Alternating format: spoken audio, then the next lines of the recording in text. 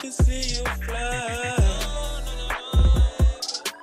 Hey. Bling bling, now me call it King Kong. Every song I write, it's song. Every song I write, it's song. Tell me something, am I wrong? To believe in myself, put nobody above myself. Energy, energy, build your energy. Love, charity, what a sight to see. What a sight to see, what a colossal. Working and working and working to prosper. What you gonna stop for? Keep on, it's right on the corner. Hey, make way when I'm weird there. Hey, tell it you to them stay there. Hey, that is your destiny. Maybe what you ought to be. Even if no one you reach nowhere. So you have to find a way. Them no one you reach nowhere. So you have to find a way. Them no one can see you fly.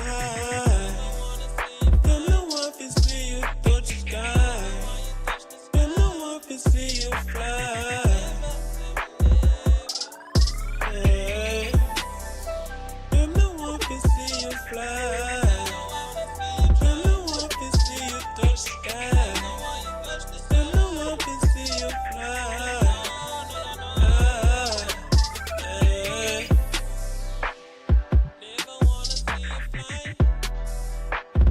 Never want you touch the sky. Never, never.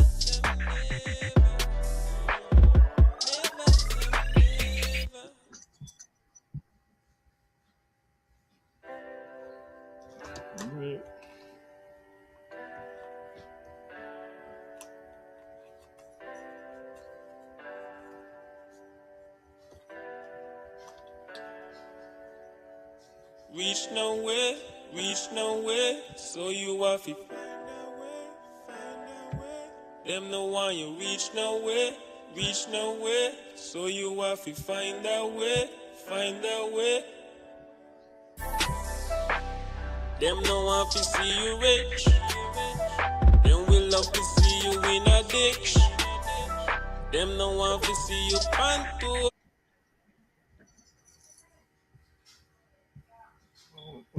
Get them, one load them. Every human have a something that them destined. That is your destiny. So be what you ought to be. Even if no one you reach nowhere. So you have to find a way. Then no one you reach nowhere. So you have to find a way. Them no one can see you fly. Them no one can see you touch sky. Them no one can see you fly. Hey. Bling bling, now me call it King Kong. Every song I write, it's song. Every song I write, it's song. Tell me something, am I wrong? To believe in myself, put nobody above myself. Energy, build your energy. Love, charity, what a sight to see. What a colossal. Working and working to prosper. What you gonna stop for? Keep on, it's right on the corner. Hey, make way when I'm weird there. Hey, tell it you to them stay there. Hey, that is your destiny. Maybe what you ought to be. Even if no one you reach nowhere. So you have to find a way. Them no one you reach nowhere. So you have to find a way. Them no one can see you fly. Them no one can see you touch sky. Them no one can see you fly. Hey. Them no one can see you fly. Them no one can see you touch sky. Them no one can see you fly. Hey. Never wanna see you fly. Never want you touch the sky. Never, never.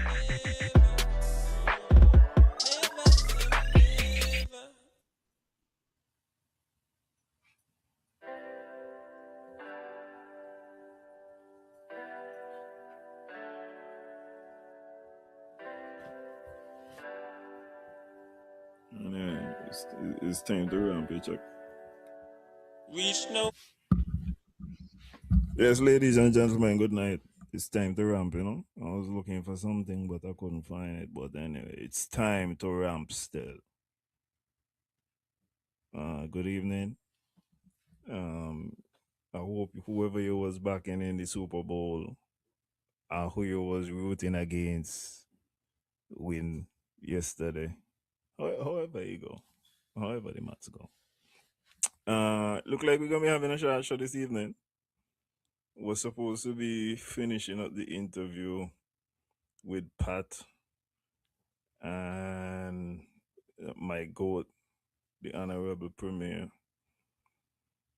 but um can't find him in here so far.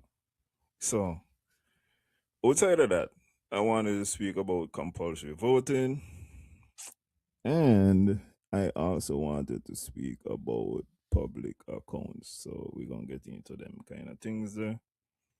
The first topic, however, is gonna be based off of an American term that is called mudslinging.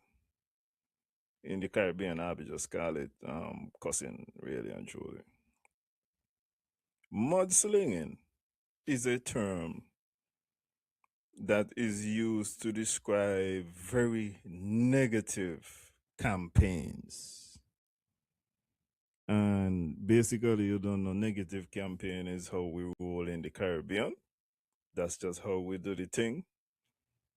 Um, I actually, one of the reasons why I was inspired to do it, well, a couple of the reasons why I was inspired to do it was that my goat, Donald Trump, Donald of the Trumps, he posted a meme. I think he was the king of the jungle. Uh, my wife let me to know the whole video. I'm not concerned particularly about the video. I am speaking about the overarching aspect of this thing, as I say, what they call mudslinging, negative campaigning. When you don't talk about the issues that are facing the people and how you are going to fix those issues and how you being in office is going to make a meaningful difference in the lives of the people because your policies are going to be so transformative. So that was one of the things. I've also recently been in a few back and forths with some politicians, and I'm in general, fed up of the way how politics is carried on. I feel like that's one of the things that make people feel like they don't truly need to participate in voting because ultimately the politicians are not up there speaking about the issues that are facing the people, whether it's the cost of living, whether it's education, whether it's opportunities, whether it's healthcare, these type of things. We're not necessarily getting that. I've been having a few back and forths with politicians. So I'll say the only politician me not really have any contact with is like PLP and Labour. But you know, I could give an example. My classmate Azad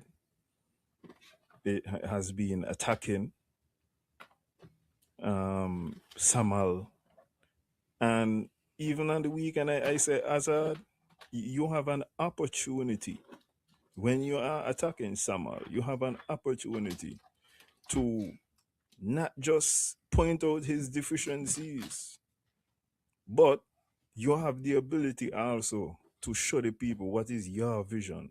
And as I said, to explain to the people why, if you are voted in constituency number 5 or number 4, one of them things there, then that will make a difference. And this is ultimately the reason why you have to vote for him instead of Samuel. As I criticize Samuel and then tell me, well, it wouldn't be right for him to speak about what he want to do. Cause he not know the numbers. And that's what I tell him. You criticize the man, but you are just him out of power. So I hope that people, you know, I hope that you all are ready to. I hope that you all are ready to for a different type of politics. Hopefully, one that is addressing the issues that you are facing. I don't even bring up the picture, and it's not really necessary for me to bring up the picture either. I think most persons would have seen or would have known that Donald Trump posted a picture, video, something, and he had to remove it because of the backlash. I think it's also important to mention this because in the last election, the most stunning result in the last local election was that Janice Daniel Hodge was able to defeat Alexis Zoo Jeffers over in Newcastle. I see that in CCM has held for over 25 years, certainly, over 30 years, certainly. These types of realms, they have held that seat. And you could see Janice is not really that type of person. Janice can't cuss. She only could speak about like what is happening. And for her to overturn a seat that was held for over 30 years shows you, well, at least in my mind, that there is some type of merit to be had by speaking to the people about the issues that are affecting them on the ground. So, for example, when we see here the politicians want the population to increase, I don't know necessarily that they have heard from the people on the ground as to why the situation is what it is and how they could put incentives in place to make it better. I feel like most politicians are very good at identifying what is happening and they stop by the what. They're not concerned about the when and the how and the why and all of these things, which are, for me, much more interesting. And reflect more upon the people, what the people want to see on these type of situations. So I wanted to hear and to understand why do persons feel like negative campaigning is so beneficial to politicians? Why do they automatically revert to this type of negative campaigning? And I will tell you that the number one incentive for a politician is he vote. Cause he wanna get in, well, he or she, they wanna get in, they want to attain power. So ultimately, it is the people who will determine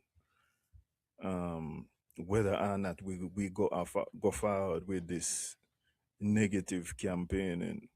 We need to actively speak out against this and let them know that we are not gonna accept this anymore. And the reason why I say that too is because ultimately it is a distraction from the things that we need in place so that you can move forward as a dignified person. You don't have to sell out yourself at election time for some kind of little small thing that ain't gonna last the 5 years. We need to get a more holistic approach, a more collective approach, and we got to show that as members of the population, show that to the politicians so that they could start when they are formulating their policies, they need to start to formulate their policies with regards to a collective and not an individual. It would also help us if we could get the politicians to speak to us or to consider us from a collective standpoint. If they think that the backlash is going to be a collective backlash, that would be much more helpful. They will have more deference. They're going to yield to us in more circumstances. A politician is not concerned about Alan and his big mouth. They're concerned about the amount of people, the community that not even the community, the communities that we could build together, and the fact that we could start to get on the same page collectively. These are the things that politicians fear.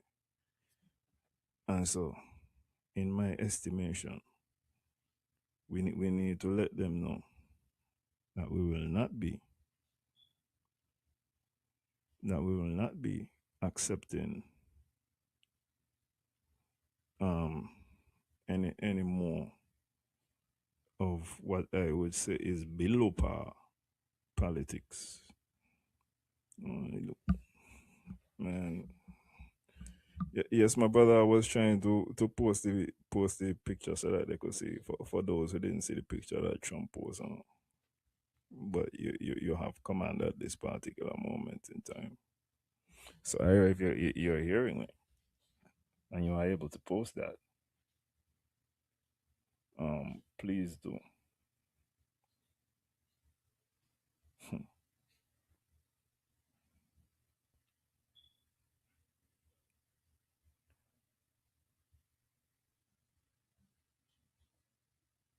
um, I am looking for the video here. All of this looks so unfamiliar.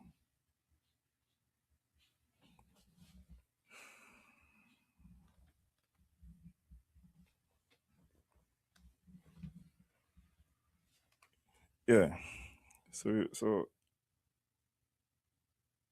with regards to the mudslinging, once again,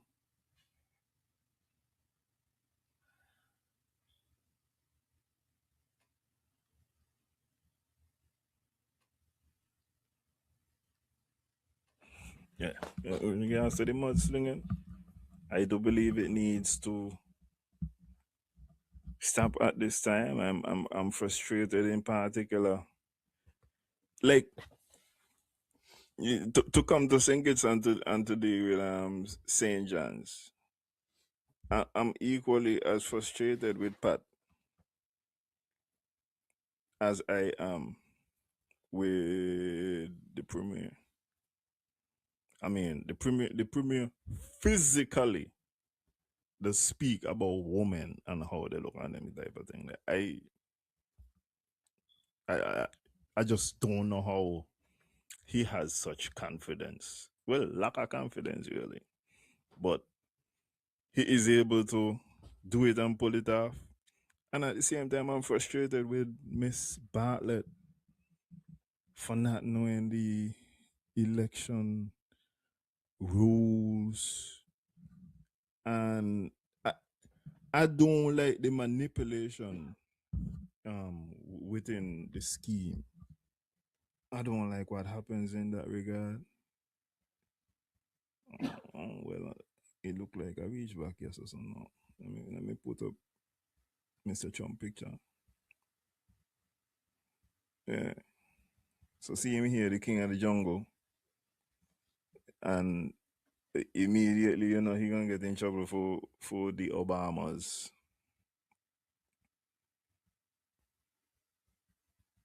And as I say, I want to use this as a jumping off point because my real question is this more beneficial? Would a campaign in Nevis work if somebody got the best memes? They could do the best negative campaign. Isn't there some type of integrity that we're supposed to be dealing with? And these people competing to be called honorable, honorable Mister. And for me, it is a shame. Not even a shame. It's simply a disservice to the public that whether or not is meetings, some of how our officials and not just officials who in people who want to get in the way how we are carrying ourselves, I do not feel like it's good enough, and I want to advocate on that behalf to end the the mudslinging.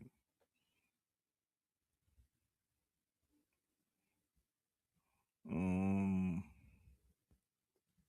since I don't have the videos of my goat and Miss Bartlett, as I say, it look like tonight gonna be an early night. I'm gonna pivot straight into the compulsory voting. A big part of what I'm trying to do here is, as I said, to build a community, to educate you guys so that we could, you know, we could affect policy, so we could fight for certain things. They are last year after the SSZ, there was nobody speaking about the fact that laws need to be publicized after the first reading. With a little bit of advocacy, now the politicians themselves are pointing that out and are saying that it is crucial to democracy. Never mind that you're doing that also to kind of slow down what going on with the SSD thing, yeah, you know what I mean? Let me cool down the temperature. But it does show that once we recognize the system, that we could advocate for change, we could advocate for the system to be followed, essentially. And that is a positive thing. That is a positive thing overall.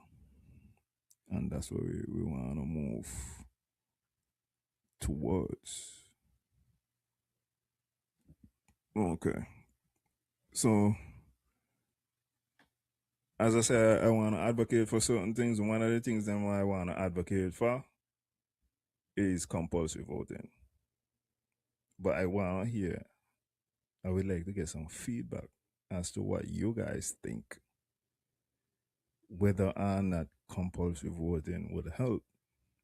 I would tell you from the beginning that the idea behind having compulsory voting is to make sure that more persons in the population participate. Currently is in the high 40s to low 50s percentage of people does vote in elections. Um, the local does tend to be a little higher than the federal, but generally is a small amount. So a higher participation rate would mean that the results of the election are actually more reflective, because it becomes more legitimate because more persons have participated, more persons have um, had their vote counted and be heard in a direction or the other. The example I'm gonna use is from Australia. So we're gonna use the Australian example. One other thing I would tell you, because I don't think it was mentioned in the video, elections in Australia are on Saturdays. Every Australian election is on a Saturday. So once again, the idea is to make sure that as many people as possible could participate in the voting. And so that is how they come about that circumstance. So we're going to get into the Australian video. Well, the first one right now. This is no ordinary sausage. Barbecued and wrapped in white bread, the democracy sausage is an Australian election day tradition. If you didn't eat one, did you even vote? So there's sausage stands outside almost every polling station with live maps in... Pause, sir. You want to go back.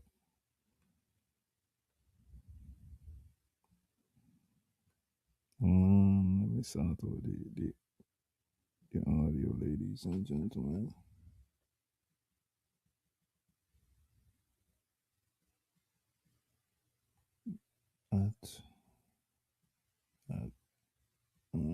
That.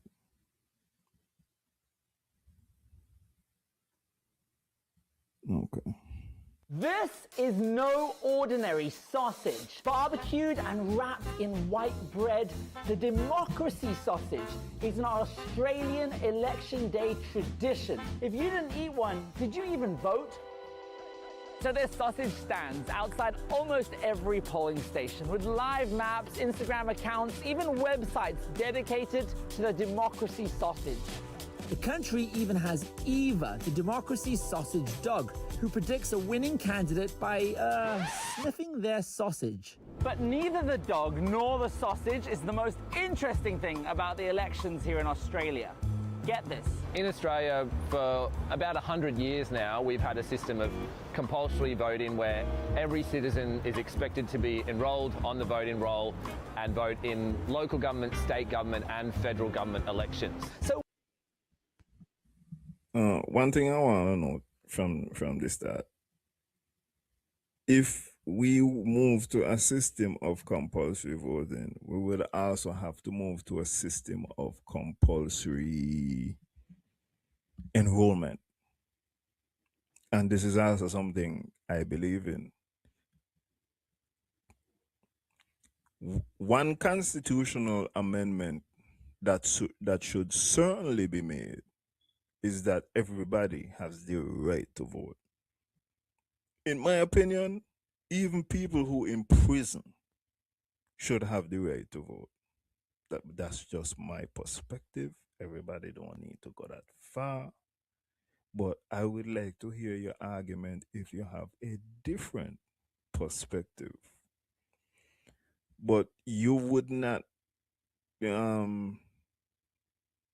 you would need to move to automatic enrollment if for example, somebody is leaving Sixth Farm and they fit all the criteria, that's supposed to be automatic that they are enrolled.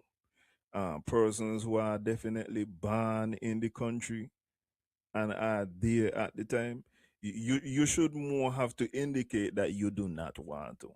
And it still can work if we move into an aspect of automatic enrollment and compulsory voting. But just a short point I wanted to make. So we also going to we go simplify the procedures in order to get voter turnout higher, in order to get more people participating in voting. We have to make it more accessible, not harder. what happens if you turn up your nose to a democracy sausage and refuse to vote? Well, here in Australia, you could actually face a fine of up to $80, and you could even end up in court. So most Australians prefer to vote. When I was younger, I never voted. And did you ever get the fine? yeah, that sucks. It should be compulsory, not fine you for not voting. Do sausages and mandatory voting really make a difference to a democracy? Well, according to research, yes. There is some evidence from Latin America in particular to show that countries that have compulsory turnout also tend to have a bit more egalitarian politics. Before voting became compulsory in 1924, voter turnout here in Australia was actually pretty low, and those that did vote tended to be quite wealthy and voted for politicians that were serving their needs. Now that changed when everyone had to vote. Suddenly, poorer communities had a voice in Parliament and public policies changed too. Politicians aren't just pandering to extreme views. Everyone is obliged to vote, and so politicians have to pitch their message to a kind of a broader cross-section of society. And when you get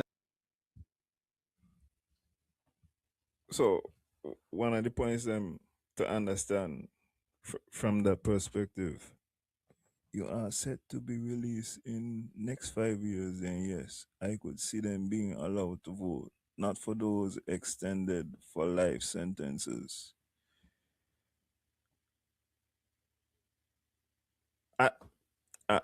Listen, I want you to understand, I don't feel like anybody is incorrect. I'm encouraging you actually to give me your perspective. I feel like you have identified to me what you are saying. I would like to hear more about why you think that persons who are on life sentences do not deserve the right to vote.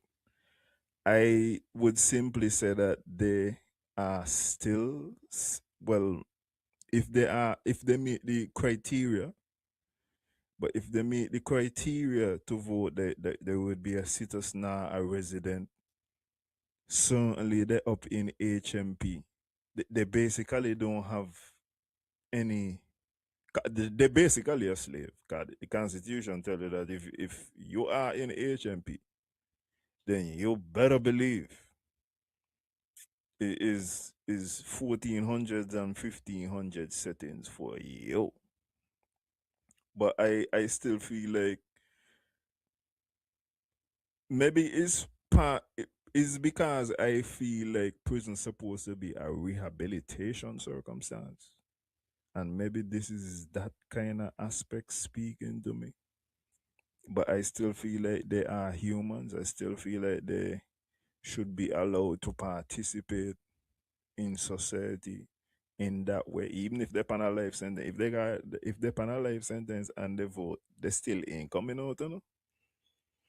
But the vote might affect how the prison develops. They might see that the prison under one set of people is different than another set of people. As I say, I don't feel like any of us are right or wrong, but I do feel like it is a debate to be had. Hold on there. Oh yes, I had one to remember what he was saying. When they were speaking about the egalitarian aspects of voting, this has to do with the more people who participate in an election, it would force the politicians not just to speak to their party, their constituents, but they would have to come more in the middle. Because when you got to deal with everybody, no, it becomes more of an equality circumstance. You can't just preach to the people who, as I say, hardcore on your side. You have to be more moderate. And so we might even find that there is a more balanced approach. Piggybacking off of the mudslinging aspect, I feel like one of the aspects that would be affected is that you would now cut down on the amount of mudslinging because you got to talk to the people. And you're going to turn off more people by continuing with politics in the way we have than by if we change it. So that's my little argument. Politicians have to pitch their message to a kind of a broader cross-section of society. And when you get 95% turnout, and even with 1 or 2% of those deliberately spoiling a ballot, it's the most thorough survey you can of people's opinion on who should govern them. 2020 was the first time I voted in an Australian election. Could you imagine 95% of people in St. Kitts and Nevis turning out to vote? That would be more legitimate. Because basically, even in the best of times, right now, whether it's the concerned citizens movement, well, NRP would have been slightly different way back. But in contested elections, generally you're winning 50-something% of the vote, and you're only winning 50% of the 50% of people who participate. So you're actually winning closer to like 26% of the vote. That's not necessarily like you have a mandate, really, like how politicians they say they have the mandate. Not really. Half the people didn't even vote, take part in the election. So you have like a quarter of the voting population who on your side, rather than having a true mandate, a true democracy. It was quick, it was easy, there were no queues, and elections are always held on a Saturday, so no one's got an excuse for missing it. Surveys. What do you guys think about the Saturday elections? Would it be more beneficial if one thing we could agree on, regardless, is that elections supposed to be on a Saturday? Wouldn't there be more voter turnout for Saturday elections? I would imagine the Seventh-day Adventists would like a word. But beyond that, is there anything negative for having elections on Saturdays? What could possibly be wrong about that? The argument is going to be, once in prison, you give up your rights, but strong point about their vote could improve their conditions. And that's what I'm saying. What I really want to do in my advocacy is that I recognize that things are the way they are, but I got a little thing in me what does always be like, I want to challenge if we should continue along those lines. If possibly there is a better way for us to get different results if we treat people in a different manner, rather than if we continue doing the same thing over and over. Show up to 70% of Australians support mandatory voting. And to be honest, I haven't been able to find a single person that doesn't like the idea here. Voting is a basic right, so everyone must vote. It's a good thing, yeah, definitely. Because then you don't have that goes down in the USA. Maybe someone like me wouldn't vote over in America, but like mandatory voting makes sure everyone's included.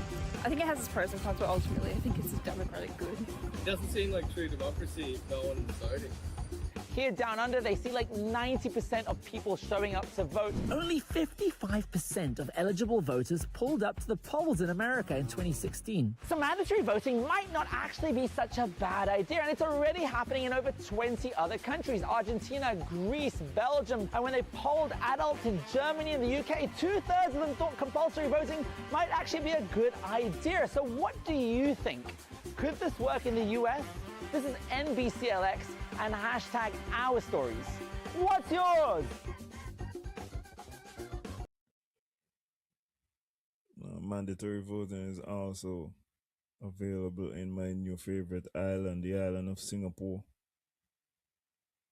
I also see recently that I didn't know if we had diplomatic relations with them, but I see that we send an ambassador over there on January, which is lovely. I feel like we need to do a lot more work with the Singaporeans. Anyway, this is another video about Australian compulsory voting. A little bit longer, but we ain't gonna watch all of the video neither. So voting is widely considered a right, but it's also considered a duty in some countries. Australia is one of them, and one of a small number to actively enforce the requirement to vote in its elections. It's been that way for over 100 years, and Australians have largely accepted it as part of the nation's culture, but is it the foundation of our democratic system, or an outdated tradition out of step with the modern world? The Commonwealth Electoral Act 1918 describes doing one's bit for democracy as the duty of every elector. This was not the case for the first 9 federal elections after Federation, however, when an uncharacteristically lax policy permitted Australians to suit themselves when it came to their civic responsibilities. This freedom ended in 1924, when a senator from Perth introduced a private parliamentary members' bill to mandate voting, described as being of a revolutionary character in Hansard debate records. This followed the 1922 federal election, when voter turnout fell to 60%. It also came after the precedent set 9 years earlier in Queensland, when the Sunshine State became the only place in the British Empire at the time to oblige electoral participation. So I just want, when we get a little further history and the Australian situation, they looked at an election where 60% of the people, of the voters who could vote, participated, and they said, we have a major problem.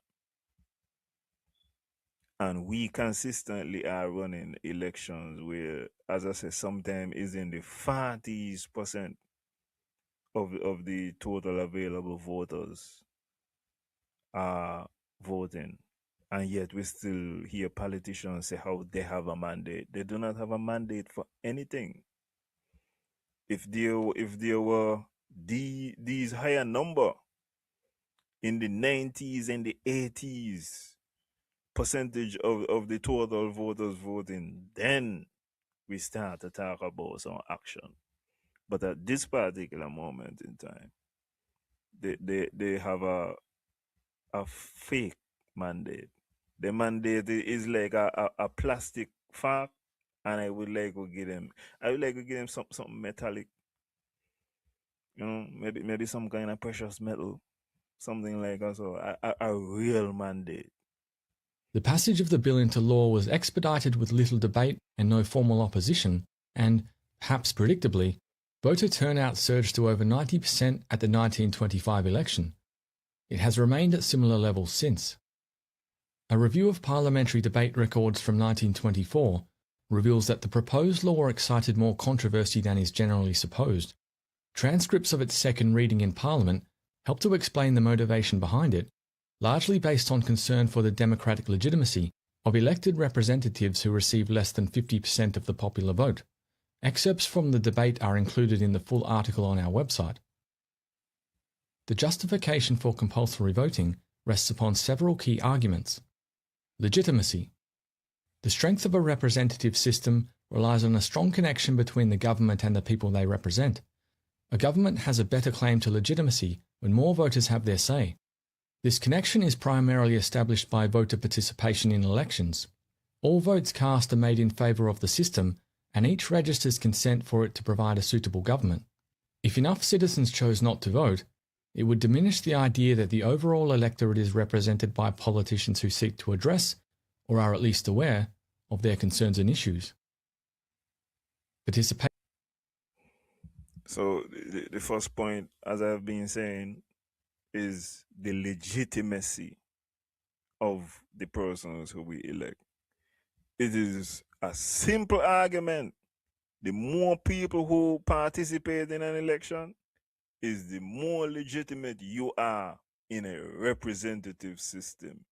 This now becomes real democracy. So what we have right now with these 40s and maybe mid-50s percentage of voter turnout, that does not reflect any type of legitimacy on our politicians. That does not reflect any type of real competition from our politicians. Even when you look at the voting rolls in Nevis. For Gingerland, the voting roll is definitely less than 2,000 people. And when you look at who does vote, it does be closer to 1,000. With that representative, and Eric, me not pick pan, you know, and everybody me a pick pan. That representative there can be as legit, even though Eric is winning. Even we could go back to Van's days. Even when you win 80% of the vote, the voter turnout does not reflect an amount that gives you legitimacy. You win 80% or less than half. You win 80% or half. If everybody has been voted, this is still got enough votes out there realistically for you to lose. Anyway, the next one is participation rates. Election outcomes better represent the will of the people when voter participation rates are high. A referendum on a change to Australia's constitution is an example of where participation rates are considered especially important, and such a change is, by law, justified only by a double majority, that is, a national majority and a majority of states. It warrants the attention and participation of the entire electorate. Voting as a civic duty. I feel like the participation rate is connected to the legitimacy. It's the same kind of thing. More people participate, you just make your case stronger that yes, you represent the will of the people. Currently, we got politicians who representing the will of the people. As I say, they got half of the votes. It still got a whole nother. There are so many people who don't vote in our elections that if all of them come in right now and decide, yo, we're going to farm, we own third party, they would win all the election them. That's how much power they would have. It's not even necessarily that they got to come in and support what is taking place now. They could come in and realistically start their own party and just take over St. Kitts and Nevis from a political level. Article 29 of the United Nations Human Rights Declaration recognises that everyone has duties to the community, but can any right also be an obligation? The idea is used to justify a range of civic obligations, including taxation and jury duty, as well as the requirement to vote. Attitudes towards such duties do change over time, however. One no longer enforced in Australia is national military service, which was required of 20-year-old men from 1965 until 1972. The prevailing view is that some civic obligations, even those that some find objectionable, may be imposed if they are not regarded as too burdensome, or if Parliament believes them to be important to democracy. Public support. That last one would go in combination with something that I've been advocating for, which is civics. Civics is teaching the people their roles as a civilian, how they could participate, how they could help to build up the nation. And it seems like I'm in line with most of the politicians, whether they're in, whether they're seeking to get in. All of them would like people to be more, well, most of them, I think, would want the benefits of people to be more informed of their civic rights and the ways how they could contribute and help to build up the society. And voting certainly is one of the most basic civic rights. One of the things about if there was compulsory voting as well, it would also kind of force you to participate in like knowing things going on around you as well, and to kind of vocalize that. Well, not even vocalize, but at least to act on that, to get in groups, to become more informed about certain situations. So it might have a dual role of helping citizens know how they could participate in a more effective manner as well. The level of public support for compulsory voting in Australia is generally established by citing opinion polls. One source of such data is the Australian Election Study, coordinated by the Australian National University. In results released as part of its 2022 report on long-term trends in political opinion, 69% of voters supported compulsory voting, consistent with prior election years. 77% of respondents would have voted if voting was voluntary. Resources and funding.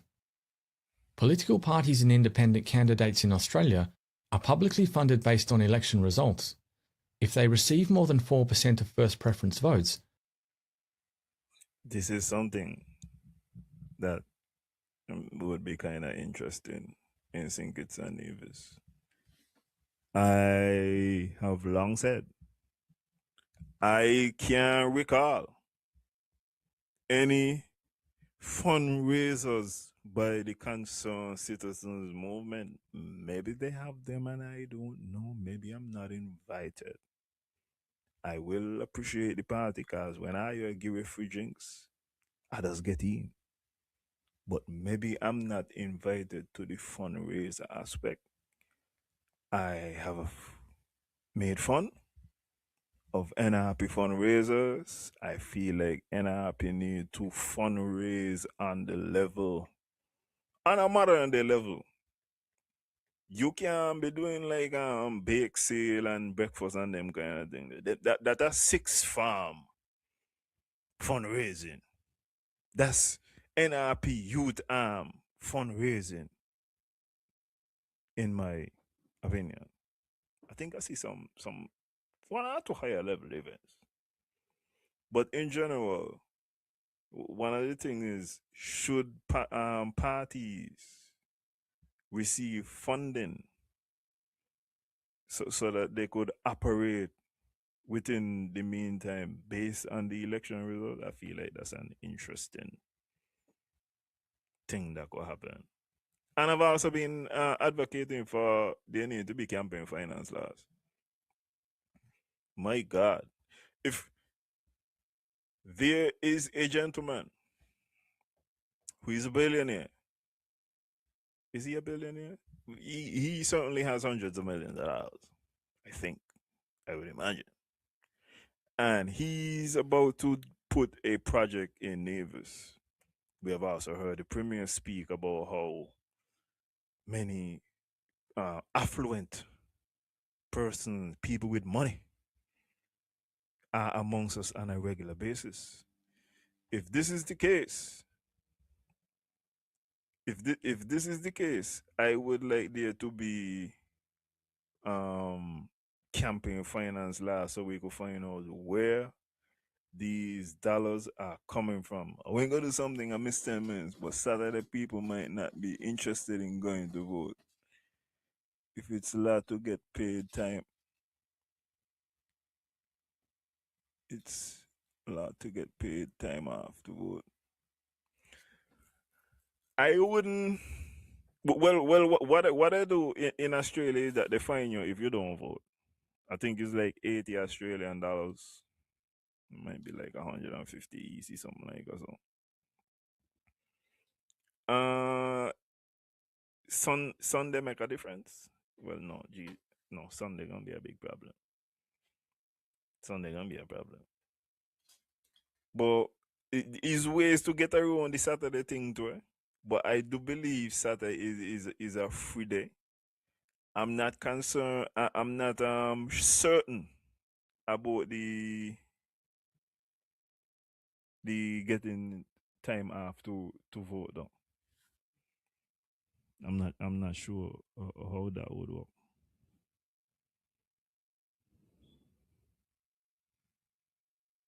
they are entitled to an automatic lump sum and a rate per first preference vote. This was $3 for the 2025 federal election. It is argued that compulsory voting allows political... Hold on there. What he just say? It sounds like he just said you get paid in Australia to vote. Election years. 77% of respondents would have voted if voting was voluntary. Resources and funding. Political parties and independent candidates in Australia. The money that is what the party get. So everybody vote for everybody vote for the party. I think he said they get $3 and something cents per vote. I feel like it's interesting. Are publicly funded based on election results. If they receive more than 4% of first preference votes, they are entitled to an automatic lump sum and a rate per first preference vote. This was $3 for the 2025 federal election. It is argued that compulsory voting allows political parties to be more efficient with their resources, as they can focus on creating policies rather than encouraging voters to participate. The resources must also feel like that's also a big point. This is something for the parties to consider. If voting is compulsory, you don't got to worry about convincing people to vote. People you don't know they're going to vote. All you got to focus once again on is what is the vision? Why are you the better choice than the other candidate in the election? So I feel like it give you a lot of sway. You're not got to convince, as I said, nobody to go vote. Anyone with money will have an ear to any political party, especially how they don't have to declare who financed the party. And this is why I've been advocating for campaign finance laws. He who pays the piper calls the tune. You better believe it. You better believe it.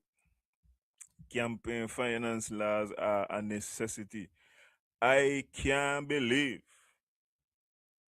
that people who in opposition right now, PLP, PAM, NRP, I can't believe that nobody has stolen this thing and asked us for campaign finance laws, or has at least advocated that if they get in, they are going to put something in place so that there could be campaign finance laws.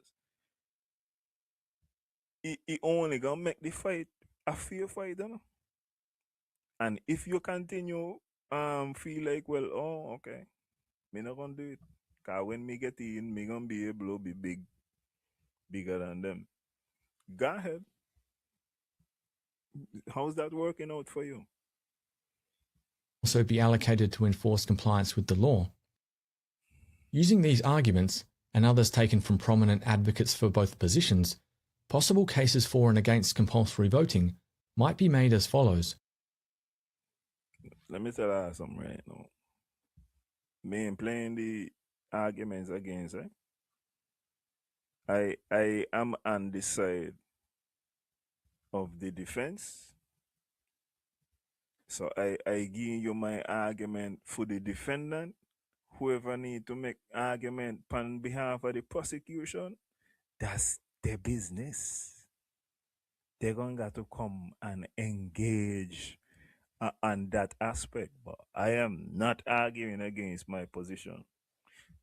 And by the way, the arguments against, I've seen them, flimsy. Case 4. Compulsory voting forces the major political parties to consider the views of the total electorate, all of whom are required to participate. This means that the major parties must provide moderate, centrist policies that appeal to the reasonable people who comprise the majority of the electorate. A system that must provide accessible voting methods for the whole electorate is also more inclusive of minority or disadvantaged voters. So once again, if you are a minority voter,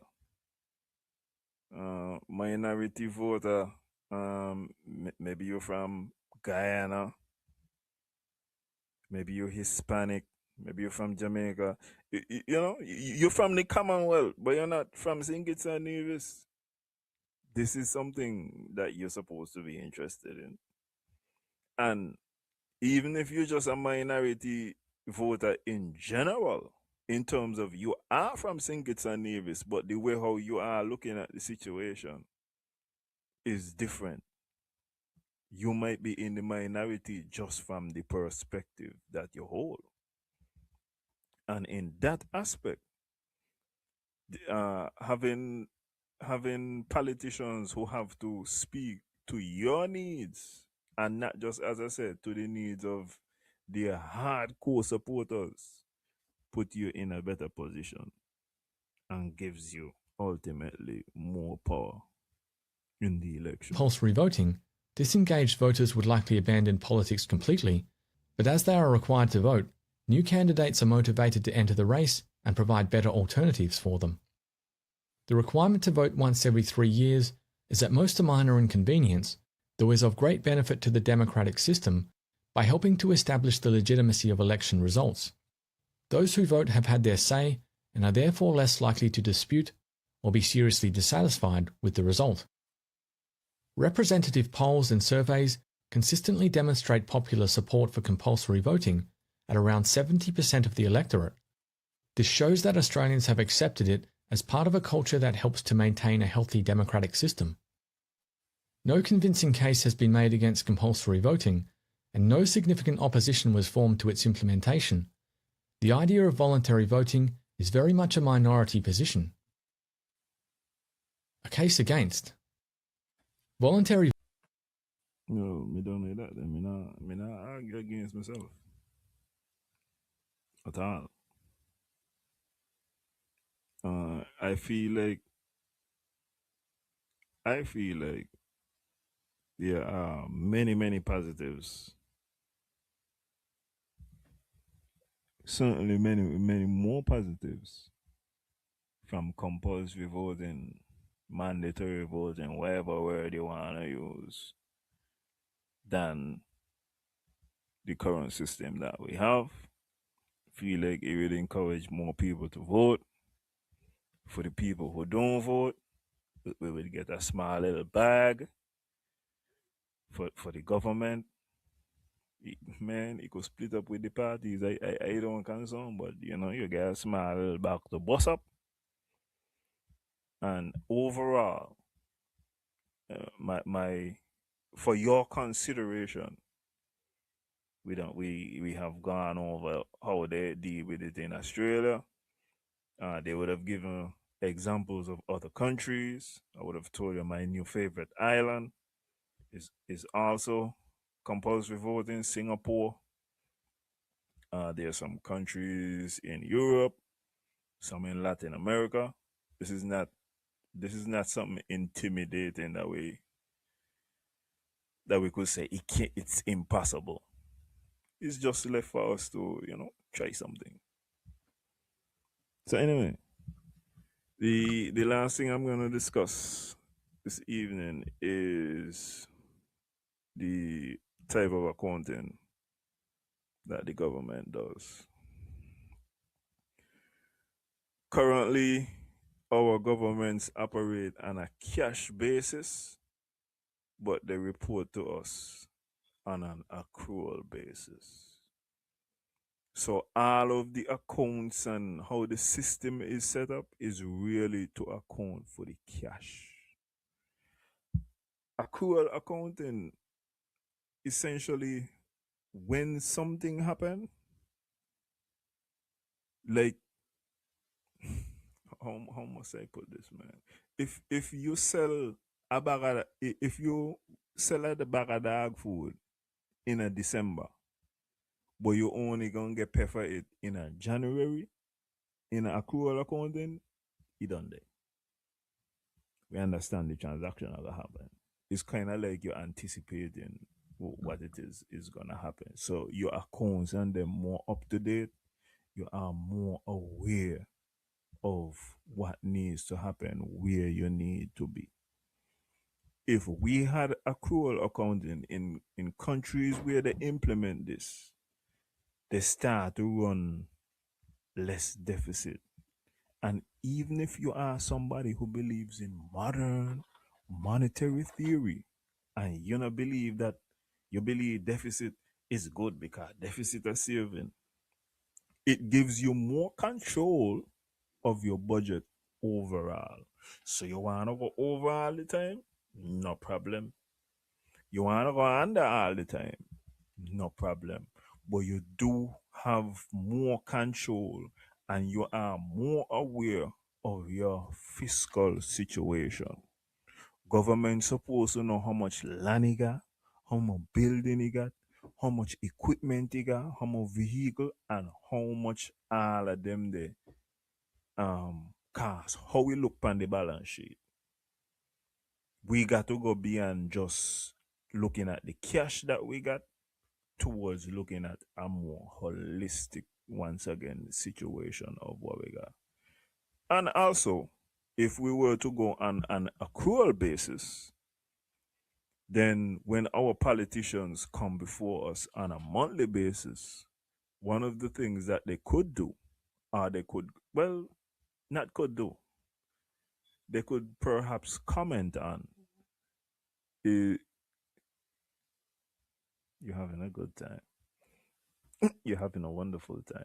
One of the things that they can, one of the things that they can do is that they could inform us month to month so that we could see by this is the position that we are in at this moment in time. Are we on target? Are we under? Are we making more than we anticipated? It also allows for you to do more planning so that you could build in buffers. We need to build in buffers, for example, so that if there is a major war and the Caribbean becomes some kind of theater, you got a lot of boat moving in the Atlantic setting up. Something get cut off because of a geopolitical situation. Food becomes scarce because of global warming. Some kind of natural disaster. In those scenarios, you need to build up a buffer so that you could pivot and, get yourself sorted out. So, you're going to listen to this video here about New Zealand's public finance. But I just realized my two examples are from Oceania this week. But anyway, let me hear what's going on in New Zealand.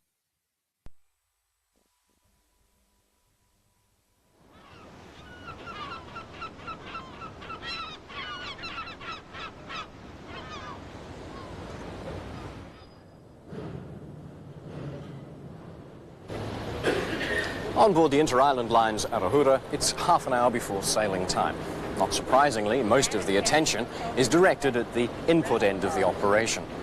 Just as the focus here is on the input of cars and freight onto this vessel, so government up until recently placed its management focus on the input of cash into government departments. It was the size of the cash input or appropriation that mattered, not so much what was produced. The government was firmly at the helm, controlling the amount of money its departments spent and ensuring the public's funds weren't misused.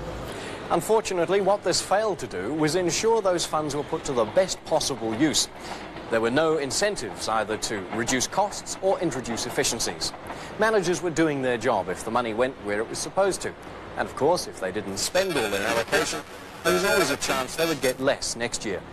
The situation wasn't helped by departments often not having their objectives clearly defined. With the Arahura, it's very easy to see what's delivered. Let me say some things. If we were eventually, should we shift to an accrual accounting system,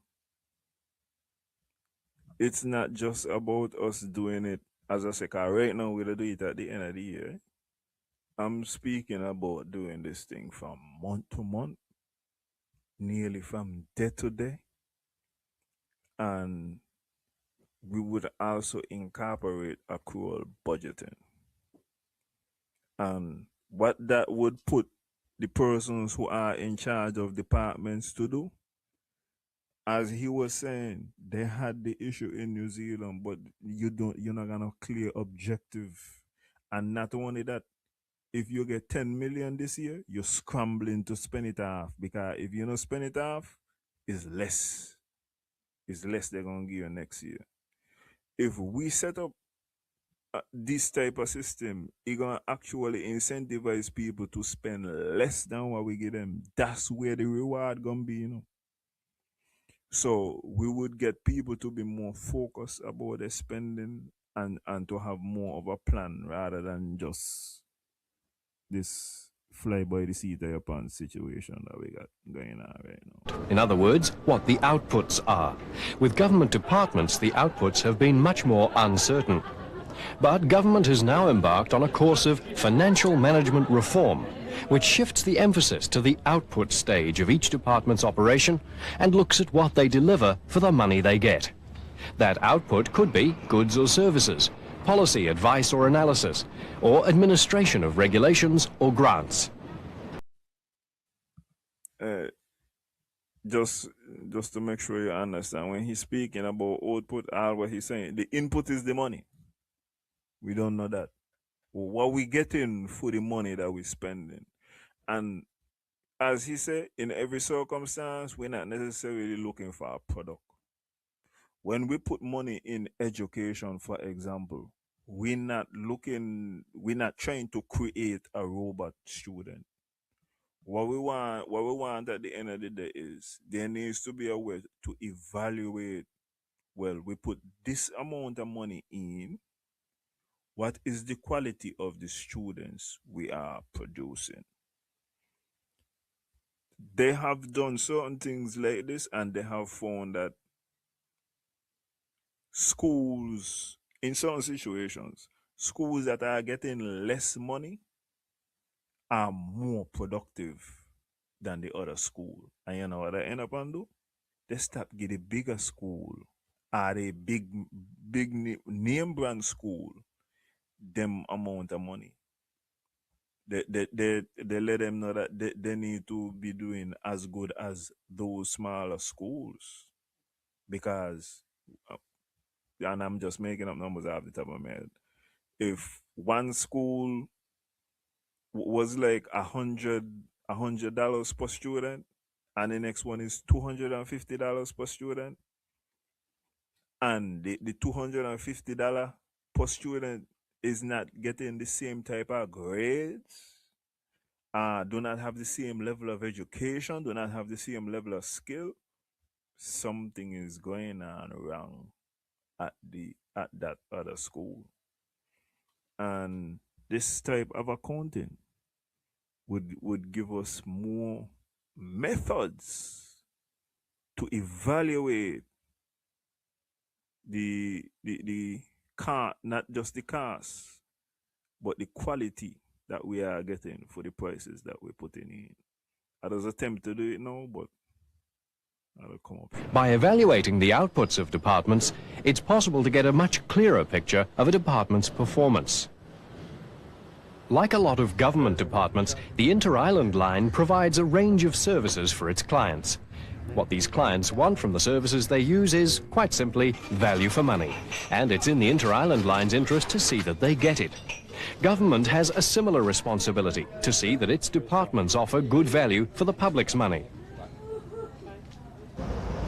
Outcomes is a word that crops up frequently when talking about financial management reform. Outcomes are the effects on the community that the government wants to see happen as a result of its policies, and therefore the results it wants from the outputs from its various departments. It's a bit like New Zealand Railways wanting an outcome of satisfied customers who are getting the freight and travel services they want, and the Inter-Island Line here making an important contribution to that outcome by providing an essential transport link across Cook Strait. On the Arahura, there's no doubt about where the decision-making authority lies. The captain has ultimate authority on board ship, but is also accountable to the management of the Inter-Island Line. Prior to the 1988 State Sector Act, you would have had difficulty comparing a chief executive of a government department with a ship's captain, since chief executives had only limited decision-making authority and were appointed to their jobs on a permanent basis.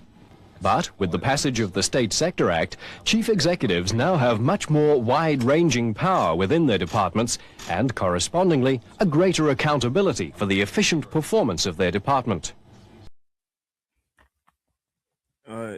This is another big point that he's making here. And this would require our politicians to decentralize power in certain aspects. It would be more beneficial for the collective, but they would have to give up some power. What he's saying is that not only did they move to the accrual accounting in New Zealand, but they gave more power to department heads. They said, listen, right now the system what we got currently, for example, the Ministry of Finance essentially cut all the checks. That's not how the case go in New Zealand. Ministry of Tourism has its budget, has cash. Ministry of Tourism cut their own checks. So therefore, the head of tourism, permanent secretary, or whoever you're talking about, this person has a vested interest in sticking to the budget. They can't just go to finance and say, well, all the money done. Because this is the another thing that we go tight with. If all the money done all the time, guess what? We're going to transfer you. Go buy the library services. Go solid waste. Go somewhere else, just not here. Because you get a plan, you get a budget, you argue for that and all this type of thing, and if you are not able to maintain, then you are out. That's how this thing's supposed to work. What you get for giving up power to these persons in these ministries is that now they got to be more accountable to you.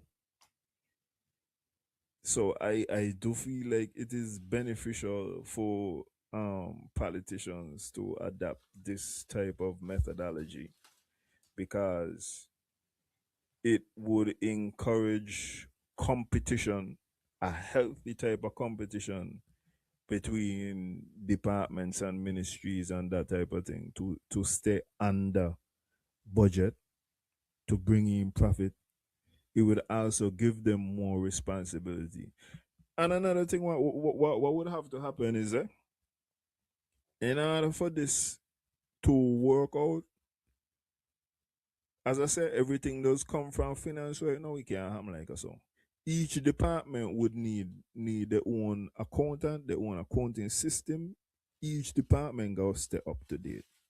Each one is a self-contained circumstance and not just waiting on the Ministry of Finance.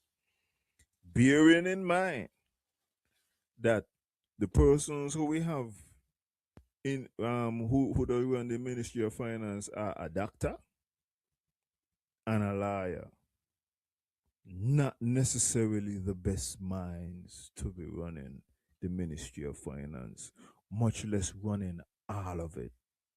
So I feel like some of the responsibilities need to be sliced off. You know, Premier's ministry got one budget, Ministry of Finance got one budget, tourism, etc., etc. Give them more responsibility. But as a result of the more responsibility, demand more accountability. I feel like that's a good way to go. As a result of the new management reforms, chief executives will be responsible for supplying specific outputs to government through their ministers, and will have their own performance reviewed according to how well their departments have performed. From an accountability point of view, chief executives in government departments are now in a similar position to those in private industry. The business environment, however, differs from private industry in that the owner and the purchaser of their output are normally one and the same, the government. As owner, the government wants to ensure that each department is making the most efficient use of all the resources at the department's disposal. And as purchaser, the government wants to be sure it's not paying too much for the goods and services provided. The current financial reforms in government departments are a logical follow-on from the government's drive over the last 5 years for deregulation and efficiency in the economy as a whole. To have overlooked the government's own operations would have meant ignoring the largest player in the economy. Government took its first step in April 1987 with the creation of state-owned enterprises, SOEs. 1988 saw the State Sector Act passed, giving executives of government departments the full powers of an employer and placing them on performance-based contracts.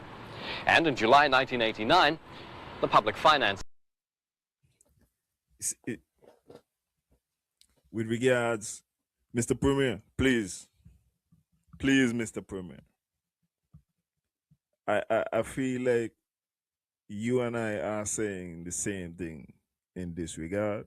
I'm saying it a little bit more intelligently, but feel free to steal the idea. You want persons on incentive-based contracts. Performance matters.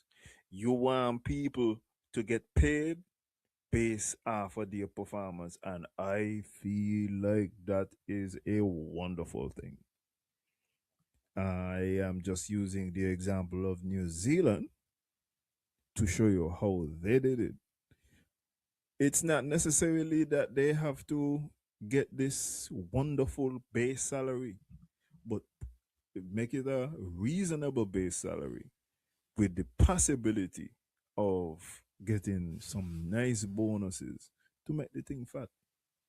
So your productivity, as I say, you could create some healthy competition between ministries, positive competition between ministries by implementing some of these. And that was my direct appeal to the Premier, because I do recall that he has spoken in these manner. But anybody, any party could attempt to steal these ideas. I always advocate that if you want change within a system, then you have to incentivize the change that you want to see. Act, containing the essential mechanisms to implement financial management reform, was passed. The basic aim of the Public Finance Act 1989 was to cement in the concepts of performance and accountability for government departments, and to specify the sort of information required to assess performance. Financial management reform has definite benefits for government and for the public it serves, but what's in it for the departments themselves? Is it all give and no take? Well, the answer is that there are very real benefits for departments. Perhaps most importantly, financial management reform gives each government department a far greater freedom to manage its own finances than was previously possible.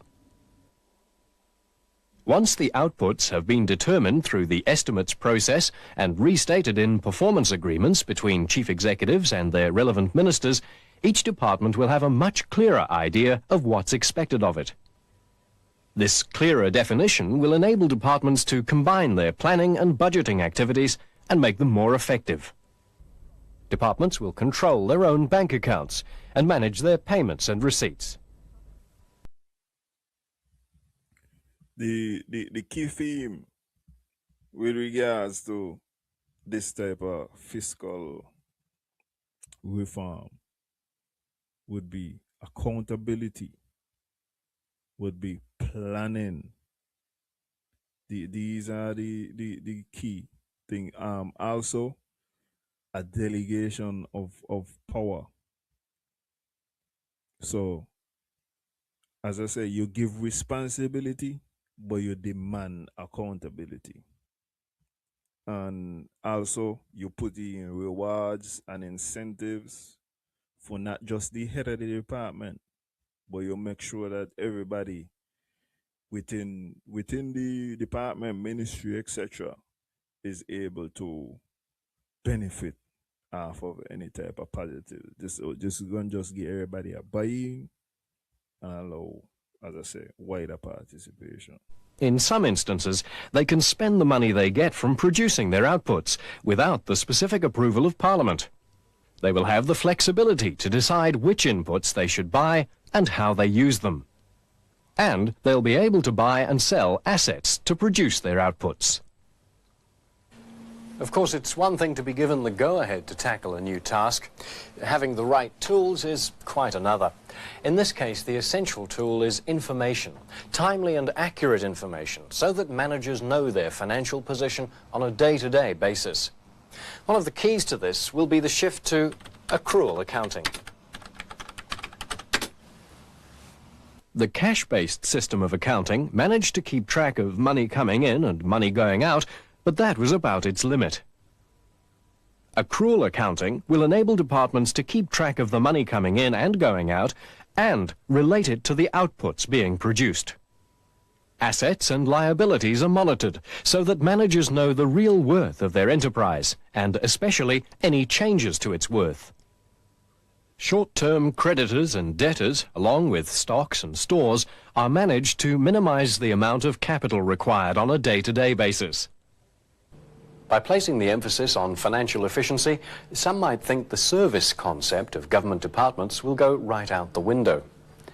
But if you think about it, financial management reform will focus the attention of departments on what they do, how they do it, and how they can do it better. That should result in an improved service. Financial management reform will also enable departments to prove that they're doing a good job and to earn respect for the contribution they make. And I have been disappointed in the lack of reformers in my country. Maybe that is why tonight I have come heavy with regards to some of the reforms I would like to see. I hope that I am articulating the reasons why these particular reforms would be beneficial. And I hope that somebody out there steals the ideas and does something to implement the ideas. This is about making government more efficient and not only more efficient. In a lot of ways, I have seen the disappointment of people in the government services that they get. I feel like one of the side effects of healthy competition might now be that we could raise the standard of the service that is given out by government. God, that is another way to bring efficiency. I can't find any negatives in this aspect, but I'm willing to hear it out. See, he came finally now to the accrual accounting. I start off there, but that is very important. And he would have gone on to say the same benefits that I say. You get a better sense of where you are, and you are able to look in at it. It's not just something that you're going to wait until December to look at. In New Zealand, they put out a financial statement once a month. So you're able to see. And not only that, I don't know if this will be adjusted in this video, but the system is so good that they attach it to elections as well. So that before an election, 6 weeks before an election, you have to produce a financial statement speaking about, well, saying the financial position. It has also saved them from political parties who try to overspend in election years to make it seem like something going on. We keep in track. So once again, I just feel like it's beneficial to the people. The politicians gonna take care of themselves. They talking about what gonna be beneficial to the people of St. Kitts and Nevis. And what really stands in the way of an efficient government department competing on an equal footing with the private sector and winning? The intention of the Public Finance Act 1989 is to have all government departments operating on the new system by the 1st of July 1991. But it's not the intention to throw everyone into the deep end. The Act takes account of the wide diversity of government departments and their varying ability to adapt to financial reform. This has led to 3 different modes of appropriation being established. Mode A departments are those which require time to gear up to July 1991. Until that date, their appropriations will continue to be based on the cash needed to buy inputs. The bulk of departments will probably eventually fall into Mode B. In this mode, departments will specify the outputs they intend to produce for the money they spend and adopt accrual accounting. The appropriation for outputs will be related to the cost of producing those outputs. Where departments are trading some outputs in a competitive environment, the appropriations for those outputs will be net of that revenue and hence referred to as Mode B net. Departments which more closely resemble private enterprise operations will come into the Mode C category. They will be required to put a market price on their outputs, pay taxes and dividends, at least notionally as efficiency measures, and also so that valid comparisons can be made between their outputs and those of the private sector. Departments will have a greater... Just before he finish up here, essentially what he's saying is that in going to this type of system, there is a recognition that you're not asking for the same outcome or output from different government departments. Some of them operate more like a business. Some of them, we want to know, well, how much bang we getting for our buck. So for example, healthcare. You can run government healthcare like a private business. But we do want certain outcomes, and you want people to feel to be able to go to the hospital or health centers and be able to receive the care that they need. And so how you are going to measure circumstances like that, education, sports, you're going to measure them in different ways. So that is also an aspect that would be recognized and dealt with according to the different ministries. A degree of managerial freedom in deciding how they go about producing their outputs. And agreement would be reached on a reasonable rate of return on the funds employed. Until recently, departments had a problem with their budget allocations, namely that they arrived well into the financial year, by which time a large part of the budget had already been spent. That problem has now been lessened with the change in the government's balance date from the 31st of March to June the 30th. The timing, however, of the various phases of the budget cycle and the tax year has not been significantly altered. The new balance date of 30th of June means the government will be able to make expenditure decisions earlier in the annual cycle, while departments will know their allocations much earlier and therefore be able to plan a lot better.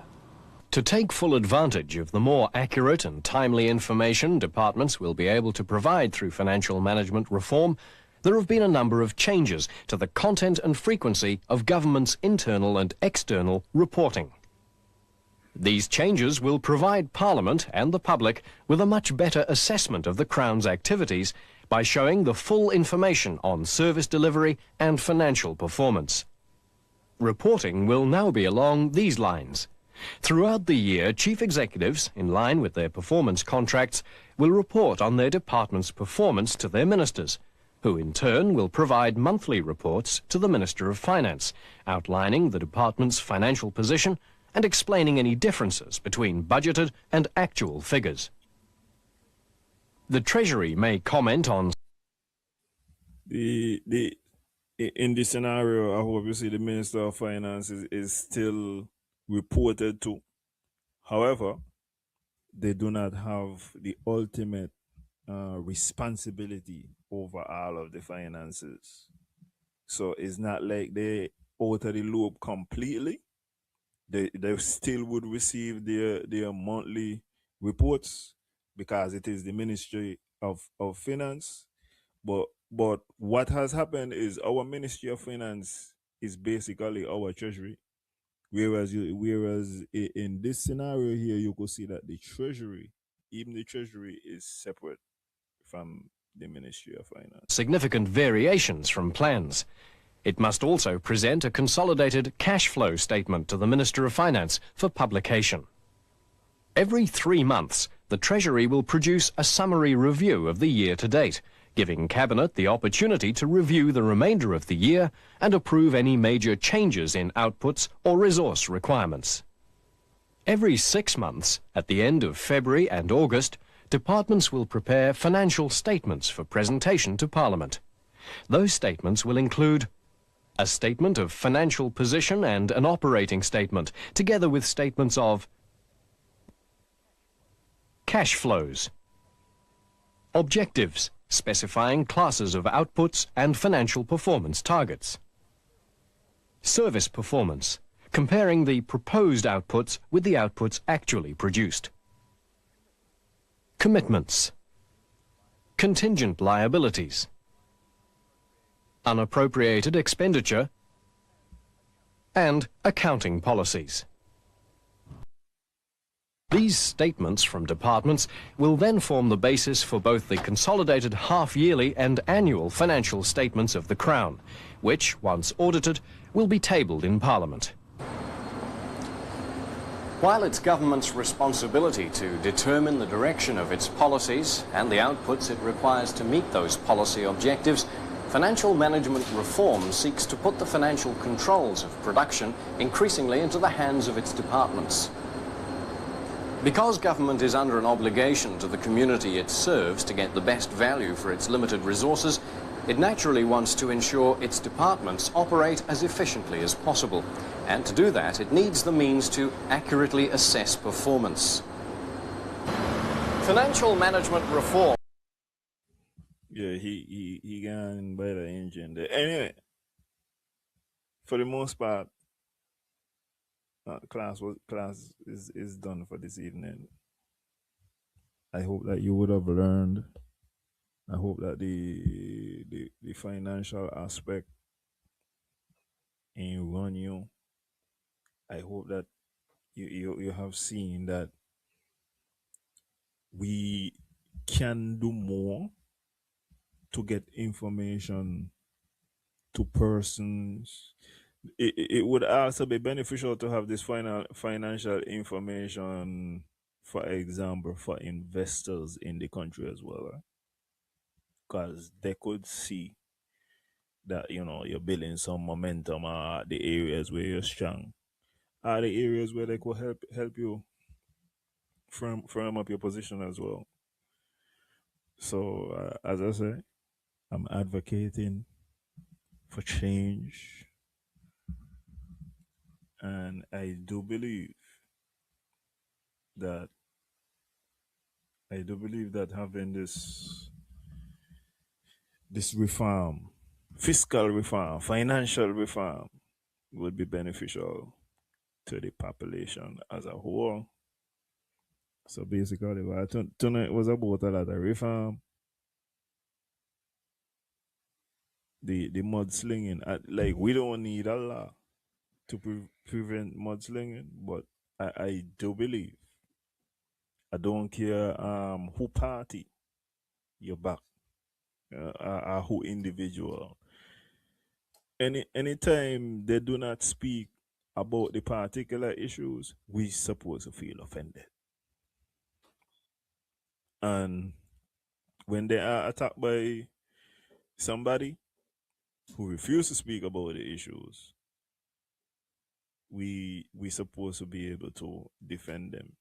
And we can't go too hard in what we're saying, otherwise we become the monsters that we fear, eh? But with some type of little respect, we should feel it appropriate to say, no. Let's talk about the programs that you're going to put in place. Let's talk about the policy where you're going to put in place. Yeah. So anyway, I like how you think even though your father is unhappy and you are automatically branded, despite that you question unhappy thinking, you pose questions to both sides. Sir, that if you're dealing with the people, you can't be concerned about this side or that side. As I say, I've had back and forths disagreeing with Pat recently. I've had back and forth disagreeing with Mr. Brantley recently. Overall, the benefit need to be for the people and not for any particular individual. And the individuals who actually hear me out and realize that there is something to say or there is something to learn, I feel like they could benefit tremendously. I don't care who thief the ideas, as long as ultimately at the end of the day the people and them benefit. I thank everybody who was able to join. Thank everybody who has participated, who has been supporting the project as we continue to build an informed community that could get more out of the politicians that serve us at the end of the day. I got a little thing to do right now. So once again, thanks everybody for watching, and I shall see you next week, Monday, with Quality Time with Alan Powell. Them no want to see you fly. Them no want to see you touch sky. Them no want to see you fly. Yeah. Them no want to see you fly.